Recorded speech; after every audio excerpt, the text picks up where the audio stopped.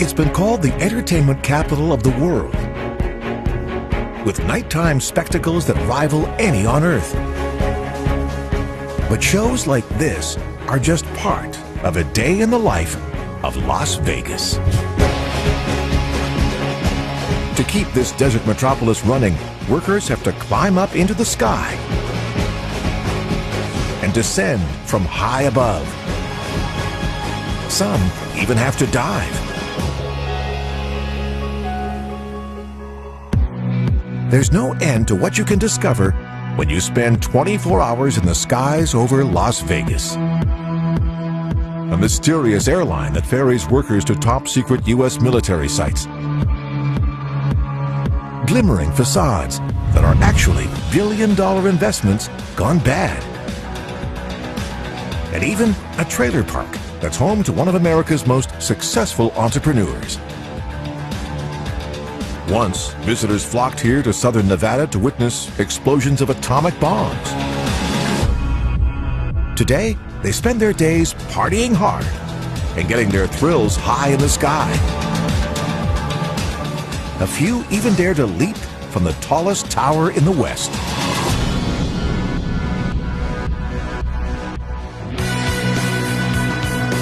It's one of the driest cities in the nation. But in Vegas, water creates one of the most entertaining shows on Earth. And every night, above it all, thousands of nighttime predators come out to feast in a beam of light that's been called the brightest in the world. All this in just one day in the Valley of Las Vegas.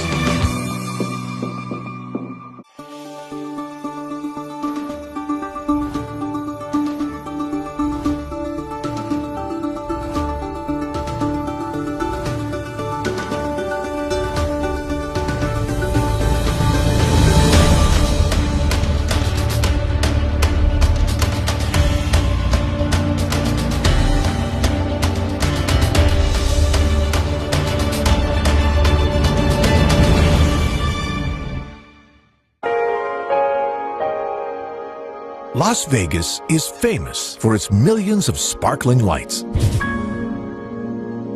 It even claims to have the brightest beam of light on Earth.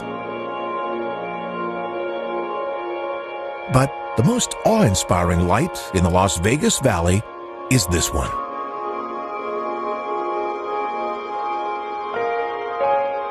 When the morning sun makes its appearance over Nevada's Frenchman Mountain, it signals the end of another colorful night in Sin City.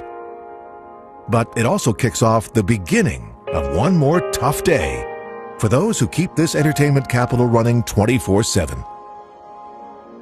And this morning, two of them are just starting their shift high up on the glass of one of Las Vegas's most iconic structures, the colossal Black Pyramid of the Luxor Hotel and Casino.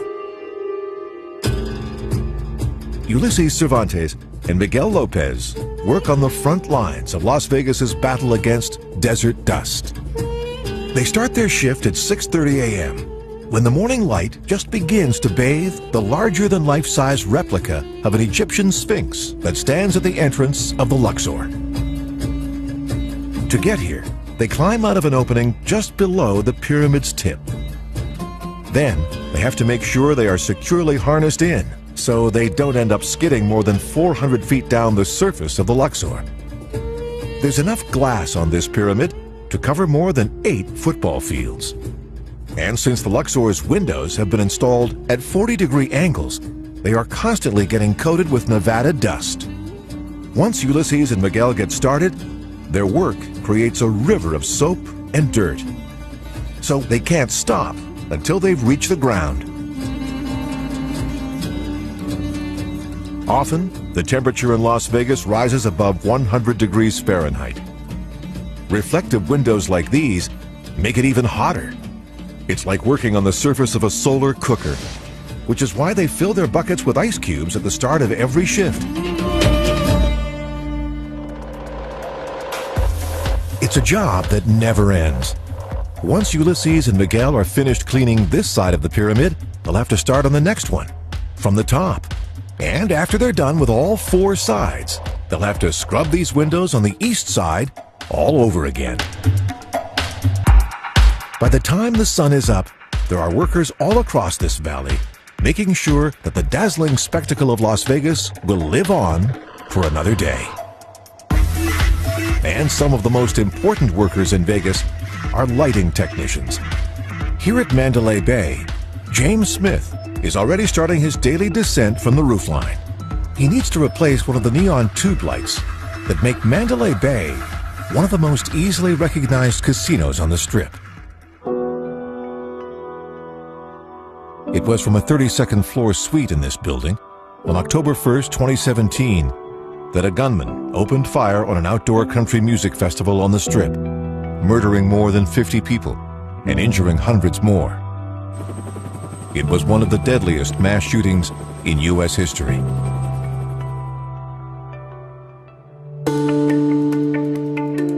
James works for one of the oldest lighting companies in Vegas, called Yesco.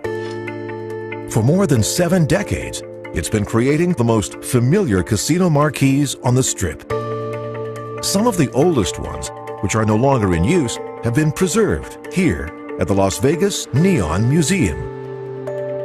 Up on Mandalay Bay, it takes just a few minutes to swap out this old 2-foot-long bulb for a new one.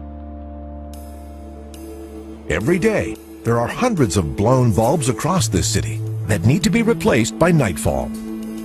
If you peer up at just about any casino or hotel on the Strip in the morning, chances are you'll catch sight of the engineers and others who risk their lives to keep Las Vegas running 24/7.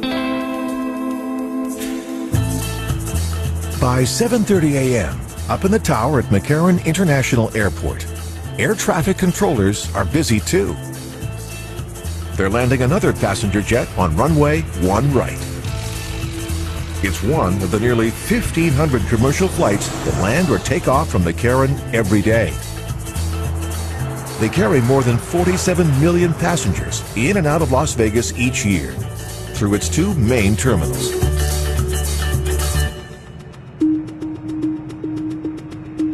But on the west side of McCarran, there's a very different kind of airline, and it doesn't sell tickets to the public. It uses top-secret military planes and has its own special ramp and terminal. By 8 a.m. every weekday morning, groups of workers start filing aboard a fleet of repurposed 737s. They are owned by the U.S. Department of Defense, but are operated by a private military contractor called ACOM. The people who fly on them are forbidden from talking about their flights and revealing where they go. The terminal building they use is unmarked and is known only by its nickname, Gold Coast. These planes don't have any airline branding. The only way to recognize them is by their red stripes. People often refer to these aircraft as Janet, because that's the name the pilots of these jets use as their call sign when they communicate with civilian air traffic control.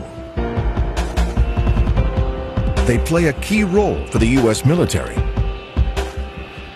Normal commercial airlines aren't allowed to fly into top-secret military sites, so the Department of Defense uses these red-striped jets to move its workers between civilian airports like McCarran and restricted military ones, including the airfield that lies northwest of Vegas in the legendary top-secret military site known as Area 51. Every morning at McCarran, these mysterious planes taxi out and lift off right next to the Strip. And once they've disappeared into the clouds, the pilots on board often change their flight paths and call signs, so it's hard to track them and to know for sure where they go and why. But this morning, top-secret military contractors aren't the only ones racing through the skies over the Las Vegas Valley. 8 miles south of the Strip, the runway at the much smaller Henderson Airport is quiet. But it won't be for long. 2 of the world's premier stunt planes, called Extra 330s, are getting ready to take off. For about $500, a tourist from South Carolina is being buckled in for what could be the most thrilling or terrifying ride of her life. She's heading up with pilots from Sky Combat Ace to do tail slides, hammerheads, spins, and tumbles in the skies over southern Nevada. There's no end to the number of different ways that visitors to Las Vegas can get their thrills. But this has to be one of the most extreme. As soon as she's airborne, it's obvious that this is not going to be a standard airplane ride. Extra 330s were designed for extreme acrobatics. They're built in Germany and can reach 253 miles per hour. And they can pull up to 10 Gs when they climb and turn. Once these pilots reach the skies over Lake Mead on the Nevada-Arizona border, it's game on.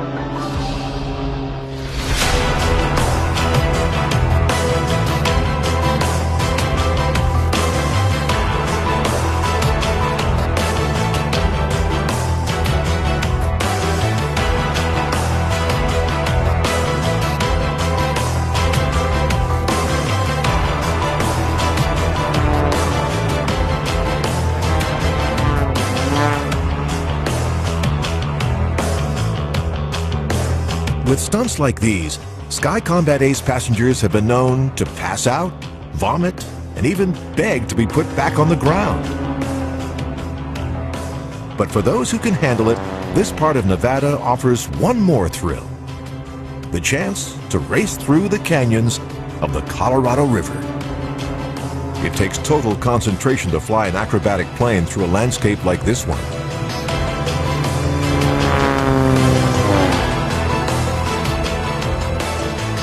Just 1 second of distraction could send a pilot and his paying passenger slamming into a canyon wall.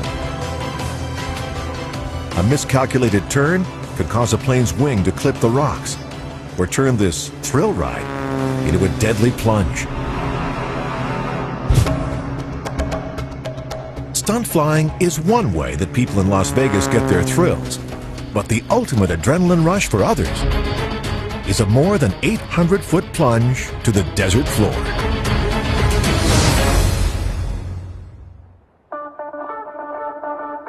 Whenever the sun's out in Las Vegas, people hit the skies. It's 12:30 p.m. and two zipliners are racing more than 400 feet through the air right over the streets below. They're soaring between two rooftops at the Rio Casino.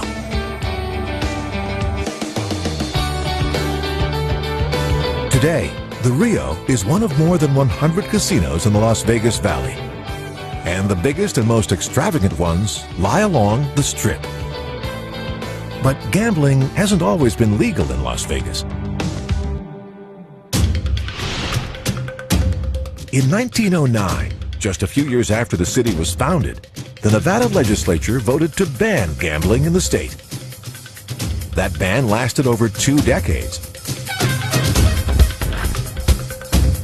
When gambling in Nevada became legal again in 1931, new casinos started popping up along a desolate stretch of Highway 91, just south of downtown.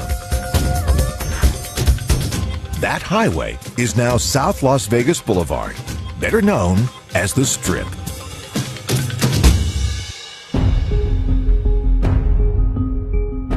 One of the oldest casinos here is the Flamingo. It was launched in 1946 by legendary mob boss Bugsy Siegel, who was mysteriously gunned down half a year later, some say for embezzling the mob's cash. Today, the Flamingo is small compared to the multi-billion-dollar complexes that surround it. These days, big corporate investors, not the mob, run this city. These glass-covered towers, known as City Center, were completed in 2009 and came with a price tag of more than $9 billion.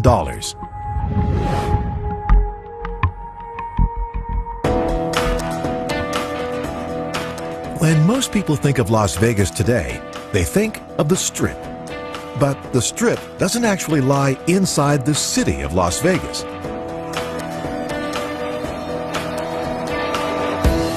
It belongs instead to an unincorporated Nevada town called Paradise.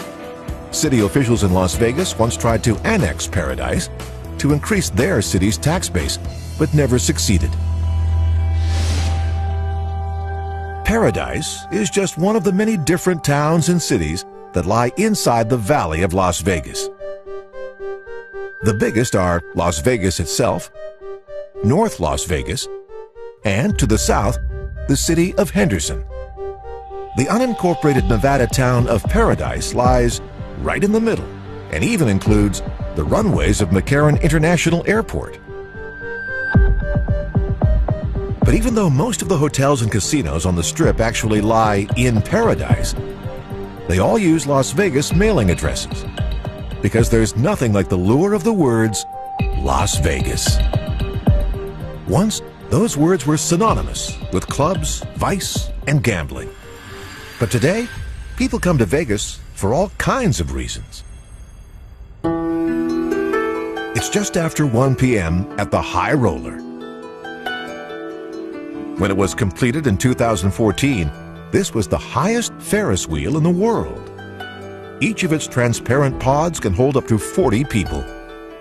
But today, inside this pod, 5 yogis have gathered for a yoga class in the sky. They often use the High Roller to practice together while spinning over the Strip. Since each class is an hour and each rotation of the High Roller takes 30 minutes, they'll get 2 chances to look out over Vegas from the wheel's highest point at 550 feet. It's the perfect spot to get a little spiritual lift from the sight of the rugged Nevada peaks that lie west of the valley. But for a much more thrilling aerial adventure in Las Vegas, many come here for a daring dive from the top of the Stratosphere. This towering Las Vegas icon opened in 1996.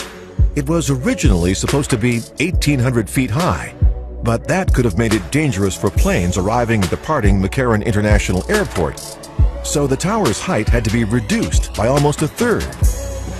Today, at 1,149 feet, it's still the tallest tower west of the Mississippi. Like just about every other casino property in Clark County, Nevada, the Stratosphere has ridden a roller coaster of great booms and busts. Soon after it opened, the owners of this casino and tower filed for bankruptcy.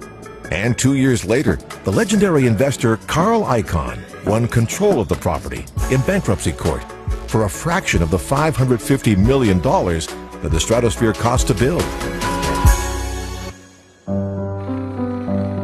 New rides were added to the top, and after the launch of its Sky Jump, this tower went on to become one of Vegas's most death-defying draws. 10 years after they bought it, Icahn and his investors sold the tower, hotel, and casino as part of a deal they claim earned them $1 billion in profit. It changed hands yet again in 2017.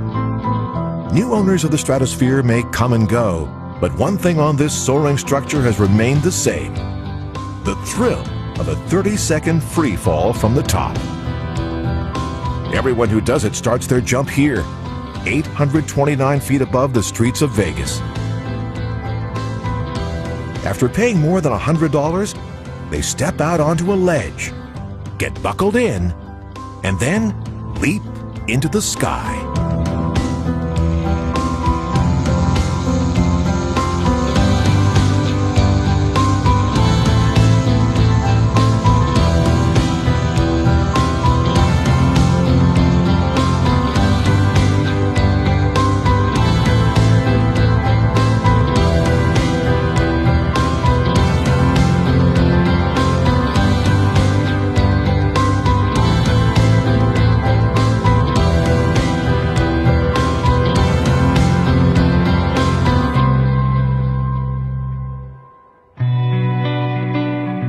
Las Vegas's zip lines, towers, and rides may lure visiting adrenaline junkies, but many locals get their thrills by heading out into the rugged mountains that surround Las Vegas. And there's no place that inspires greater awe in this part of Nevada than this, a site known as Red Rock. Just 17 miles west of the Strip lies one of the most stunning stretches of protected wilderness in America. It's a long, narrow piece of land that covers almost 200,000 acres. It's known as the Red Rock Canyon National Conservation Area. At its heart is the colossal pile of stone for which Red Rock was named. It's a mecca for technical climbers. Every morning, before the desert sun starts to bake the rock face, dozens come here to try and summit these knobbly sandstone giants. Once you get up close, they're much bigger than they first look from the air. Hundreds of millions of years ago, this area and the entire Las Vegas Valley lay under an inland sea. Over time, the bones of sea creatures created layers of limestone rock on the sea floor.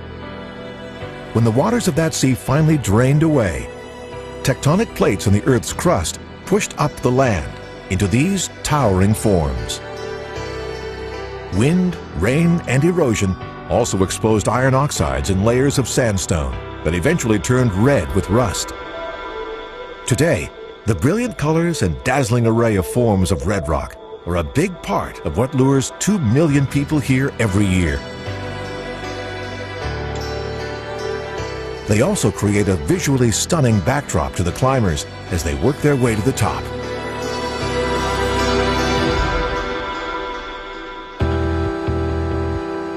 Today, 4 friends are heading up one of the west walls. Dan, Christian, John, and Justin all live in the Las Vegas Valley and often climb here together. But what brings them to Red Rock isn't just their love of the great outdoors. This is also what they do for their day jobs. Dangle from ropes and work together as a tight team.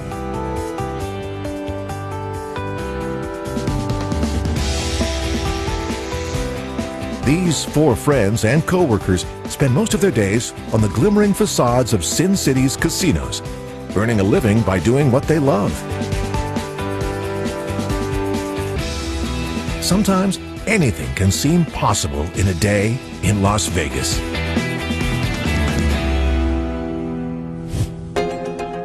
But the more than 2 million people who call this desert valley home wouldn't be able to survive without the engineering wonders that make life here possible.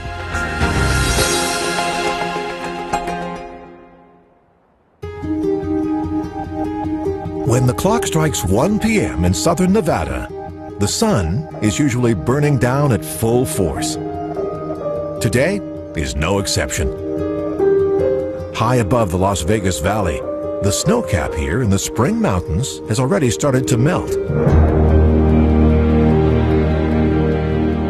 The tallest peak in this range is Mount Charleston. It rises nearly 12,000 feet above sea level.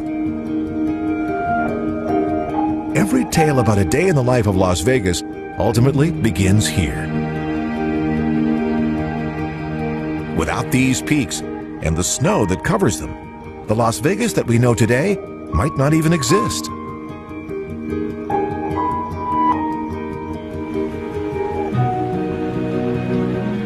Over time, melting snow from Mount Charleston and the surrounding mountains made its way into aquifers under the valley floor. It was this runoff that helped make it possible for Native American tribes, including the Mojave and Paiute, to inhabit the valley as early as 13,000 years ago. When early Spanish-speaking traders passed through here in the 1820s on their way to California from Santa Fe, they discovered a green oasis with natural springs, streams, and fields. It was one of these traders who first gave the valley its name, Las Vegas, which is Spanish for the meadows.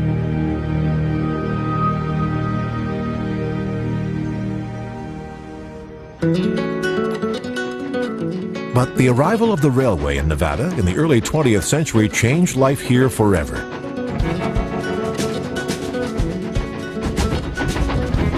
As more and more people poured off the trains, the population of Las Vegas grew. And so too did this new western city's thirst for water. It wasn't long before the water started to run out, and the meadows that inspired Las Vegas's name began turning into desert.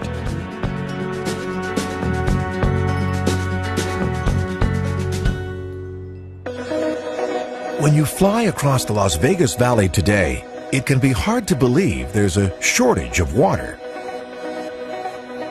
Up and down the Strip, there's water everywhere, in lavish fountains and swimming pools. In fact, this is why many people now come to Vegas to go day clubbing at places like this, MGM Grand's Wet Republic. And for many who live in the valley, entire days can be spent without ever feeling like you're in a desert at all. Especially for those who live here, between these giant artificial lakes in a development known as Desert Shores. But the reason Las Vegas is able to be so lush and green today is because of what happened here in the 1930s, when thousands of workers from across America flocked to southern Nevada to build this.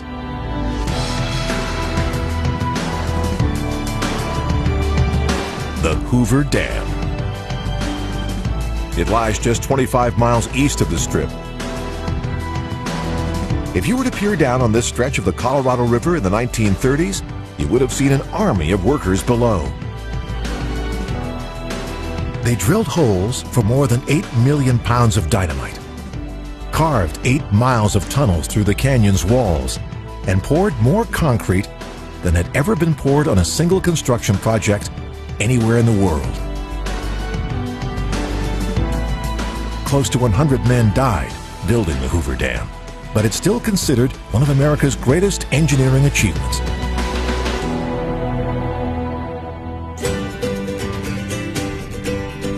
The mission of the dam was to generate hydroelectric power, control flooding in the Colorado River, and to provide water for irrigation.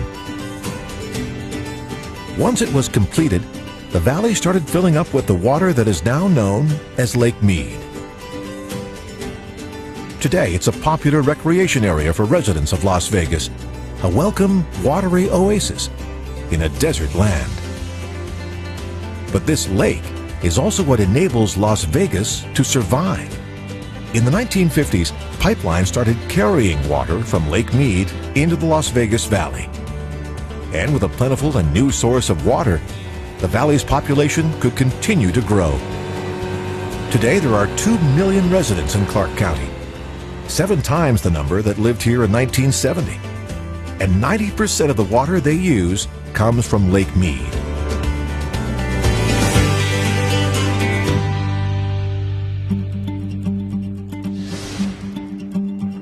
After water gets sucked out of the lake, it's disinfected here before being pumped into the valley.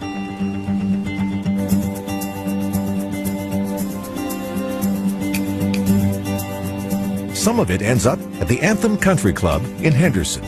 It's what allows members to spend an entire day on the golf course, surrounded by babbling brooks, waterfalls, and trees, almost as if they're not in the southern Nevada desert at all.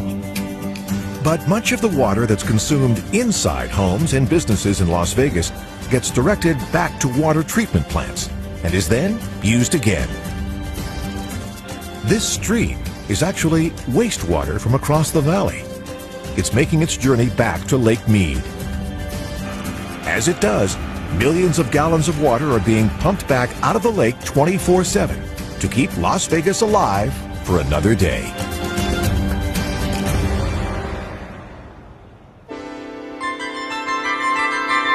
The biggest and best-known display of water in all of Las Vegas lies right on the Strip. It's a vast 8-acre lake known as the Fountains of Bellagio. It's part of the Bellagio Hotel and Casino that is reported to have cost $1.6 billion to build.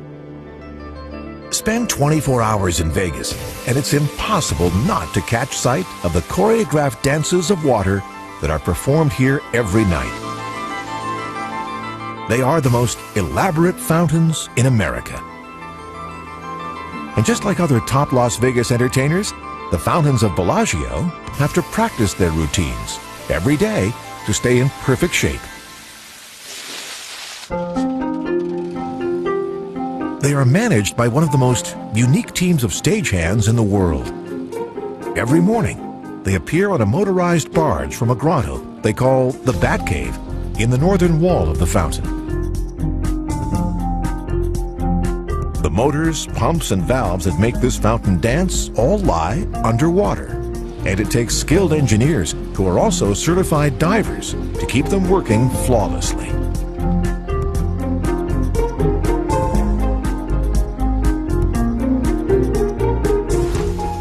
First, they turn on the 5,000 jets that create the fountain's fog so they can check to make sure none of them are clogged.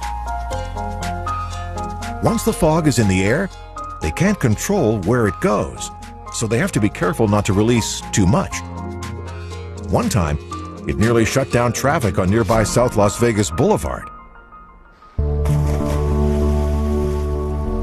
The team has to dive to get inside the fountain's center ring so they can test each one of the water jets. They pull tanks of air behind them as they work their way across the lake's labyrinth of underwater structures.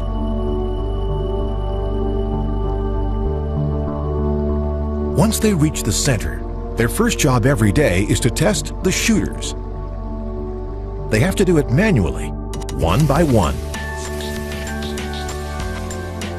Shooters are jets that use compressed air to send water straight up into the sky. There are more than 1,200 jets in this fountain alone, including 192 super shooters that can reach 240 feet. But the most impressive are the fountain's 16 extreme shooters. These powerful jets can send water 460 feet into the skies of Las Vegas. With the shooters all working perfectly, it's time to run the fountain's dance troupe through its paces. The lead dancers are 200 robotic nozzles, known as oarsmen. Every day, these high-tech jets have to practice their upcoming routines in small groups. When engineers started designing the fountains of Bellagio, they set out to create a spectacle of water unlike any other on Earth. To do it, they invented the oarsmen. Unlike shooters, these nozzles don't rely on compressed air. They suck water right up from the lake and then send it directly into the sky. The oarsmen can rotate 360 degrees and are synchronized, which is what enables them to look like they're waving, spinning, and playfully dancing to music. This lake was built on top of a former golf course that belonged to a now long-gone casino called the Dunes. That golf course used well water to keep its fairways green. When the Dunes was demolished to build the Bellagio in the 1990s, the designers of the fountains decided to reuse the existing well on the property to supply the 22 million gallons of water that are needed to fill this artificial lake. Making your living scuba diving in the middle of the Strip is one of the most unique jobs in all of Las Vegas. After these engineers make their exit, computers, software, and controllers inside the casino run the show. Tonight, after dark, the fountains of Bellagio will take center stage in Las Vegas once again.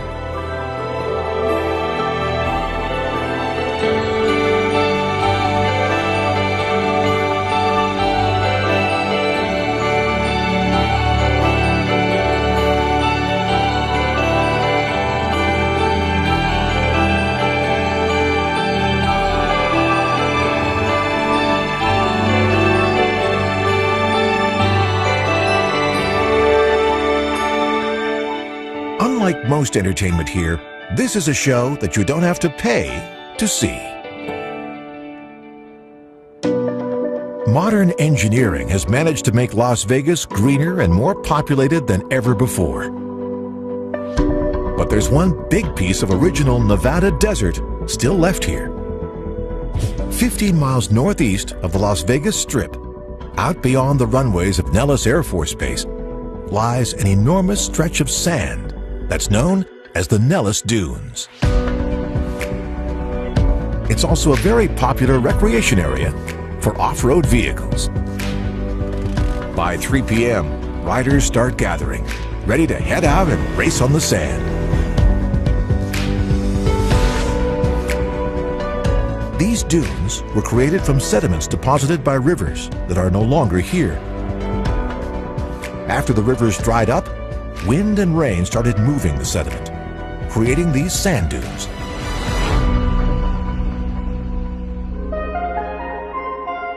Every thrill in Las Vegas comes with its own set of risks, and riding on the Nellis Dunes is no different. Scientists from the University of Nevada recently reported that the Earth here carries the highest levels of naturally occurring arsenic ever recorded on Earth.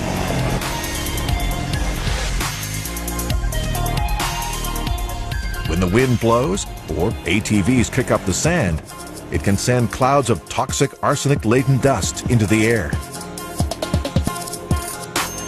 Riders need to be careful. But people in Las Vegas are used to thinking about the delicate balance of risk and reward.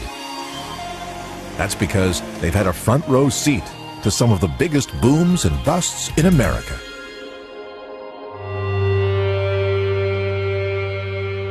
When the sun's out, the winners and losers on the Strip are out there for all to see. This vast project of concrete and steel is one of them. It was originally named the Echelon and was supposed to be the fourth largest casino in Las Vegas.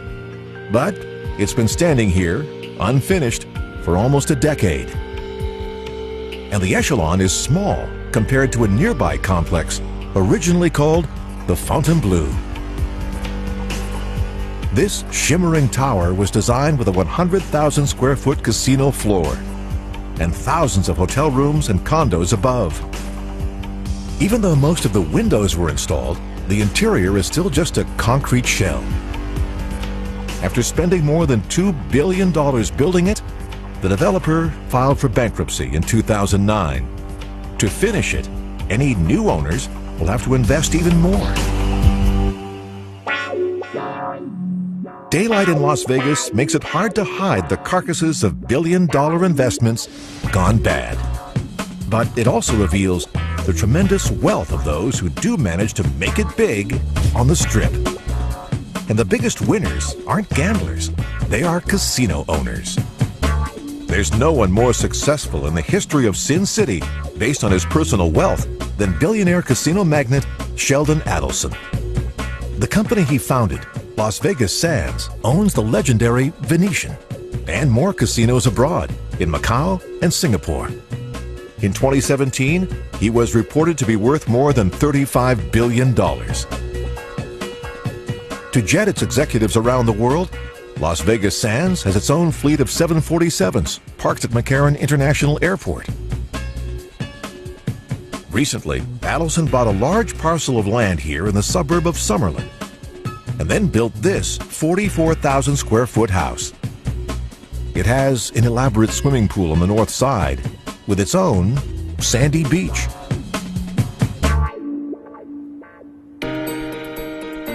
But casino owners aren't the only ones who build big in Vegas. Top entertainers do too. Singer Wayne Newton is one of them. He's performed so many times on the Strip, he's known as Mr. Las Vegas. And he used his fame and fortune to develop this 52-acre ranch, which he named Casa de Shenandoah. Newton no longer lives here, but his Arabian horses still graze in its fields.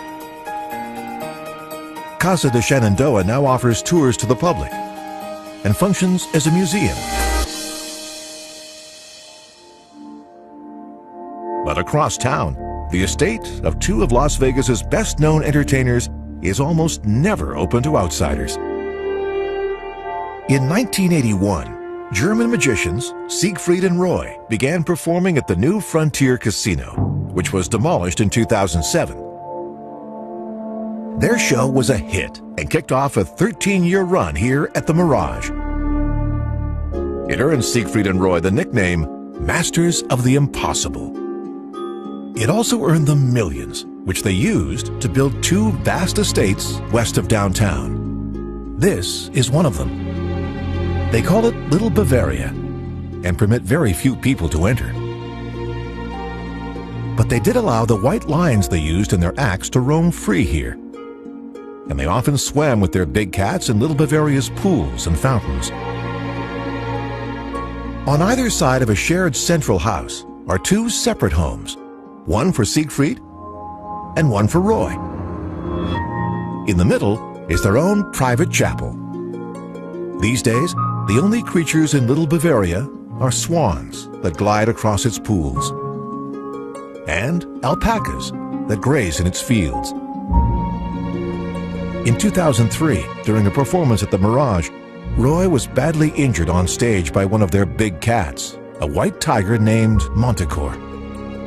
Roy has always claimed that the tiger was trying to help him, not hurt him, after a fall. In 2014, they announced that Manticore had died from an illness.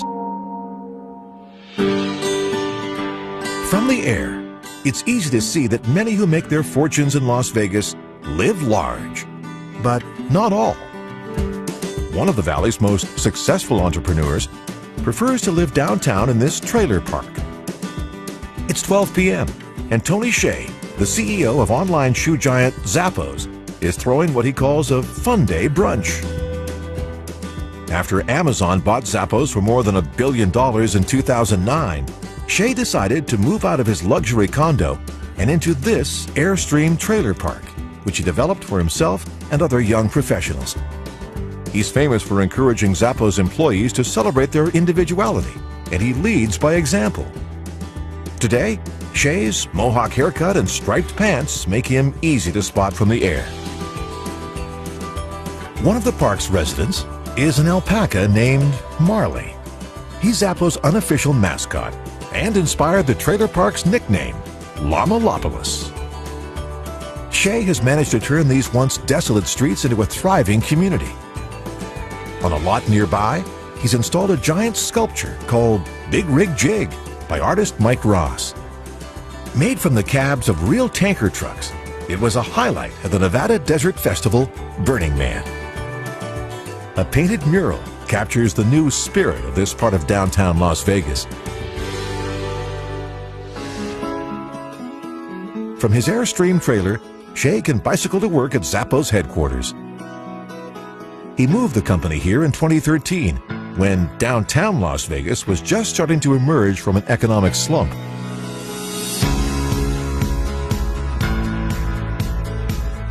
After buying 60 acres of land, he also launched what he calls the Downtown Project, using $350 million from his own pocket. At its heart is a shopping and entertainment complex, built entirely from used shipping containers. Standing at its gates is a domed 4K theater and a giant praying mantis crafted from steel.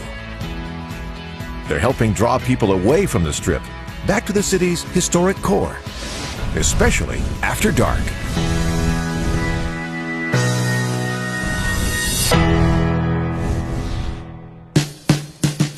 But one of downtown Las Vegas's most legendary spots has been here for decades. It's a bar called Atomic Liquors. It happens to be the oldest freestanding bar in Las Vegas, with tavern license number 00001. Many locals in the Valley don't go to the casinos to have fun. They come to neighborhood spots like this one instead. And throughout the years, a wide range of celebrities have too. Barbra Streisand, Clint Eastwood, Martin Scorsese, and many other famous names have stopped in at this local watering hole. It didn't get its unusual name, the Atomic, by chance.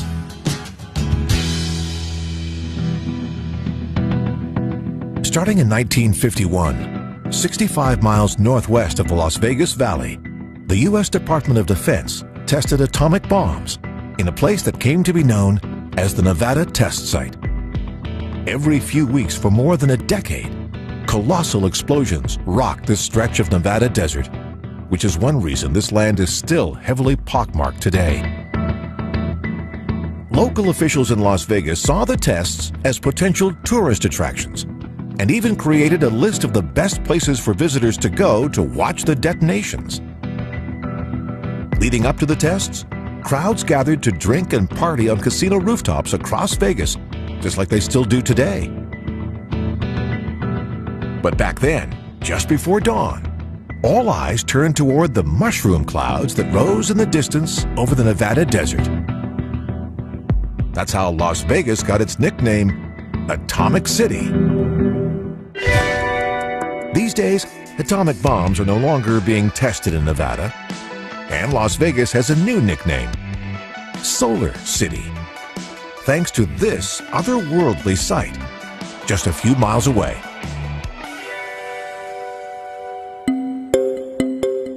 It's 3 p.m. in the skies of southern Nevada, 22 miles southeast of the Las Vegas Strip. Down below, it looks like giant semiconductors have been welded onto the desert floor. But up close, it's possible to see that part of this high-tech facility is made up of thousands of photovoltaic panels, all perfectly positioned to receive the most direct sunlight possible. These arrays are called Boulder Solar 1 and 2. When they recently came online, they were the largest solar generating station supplying Nevada. Today, Boulder Solar 1 is one of the primary suppliers of power to the city of Las Vegas, and has allowed officials to proudly claim that the city government is now running entirely on renewable energy. It's part of a group of massive solar facilities here outside Boulder City, not far from the Hoover Dam. But all the electricity generated here still isn't enough to power the entire Las Vegas Valley. These days, some casino owners are installing vast arrays of their own. MGM is one of them. Solar panels now cover the roof of its conference center at Mandalay Bay. But for now, the lights of Las Vegas still gobble up more energy than rooftop solar here produces.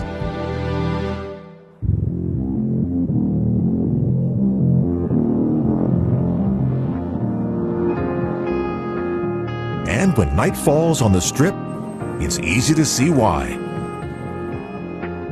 As soon as the sun starts its exit, Las Vegas transforms into a sea of color and light.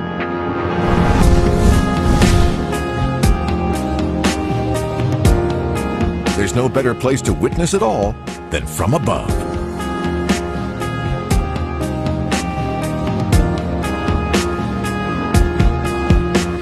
All along the Las Vegas Strip, lighting displays are used to lure, advertise, and simply dazzle just about everywhere you look.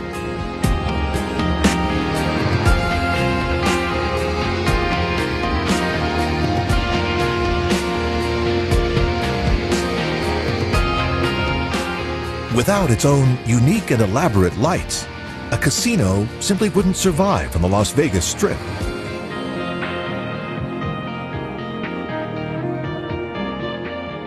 But there's one beam of light here that's more powerful than all the others.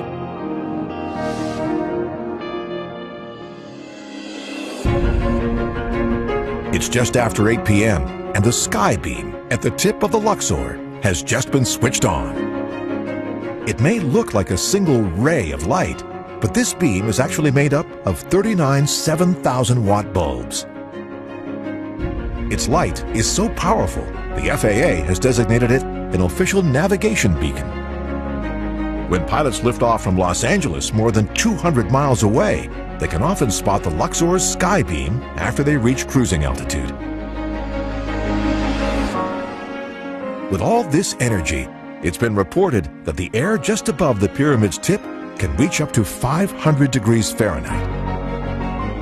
Humans may stare at it in awe from a distance, but on still nights like this one, the heat of the sky beam also draws thousands of insects out of the darkness. They turn this shaft of light into the perfect feeding ground for bats. Look closely into the sky beam's bright pool of light, and you can see thousands of these winged nocturnal predators swarming in the night sky. They create a feeding frenzy that reaches up in a column above the tip of the pyramid. These bats spend their days under the eaves of houses across the Las Vegas Valley, and even in caves as far away as Red Rock. But when conditions are right, they appear by the hundreds out of the night sky to feast here above the Las Vegas Strip. It's an all-you-can-eat buffet for bats that's open all night long. It's also one more reason that the glass of the Luxor below will need to be squeegeed again come dawn.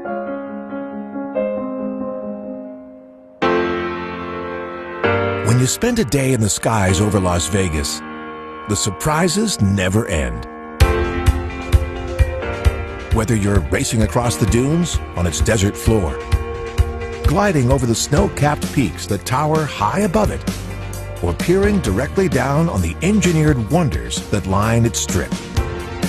It takes daring work to keep this entertainment capital running 24/7.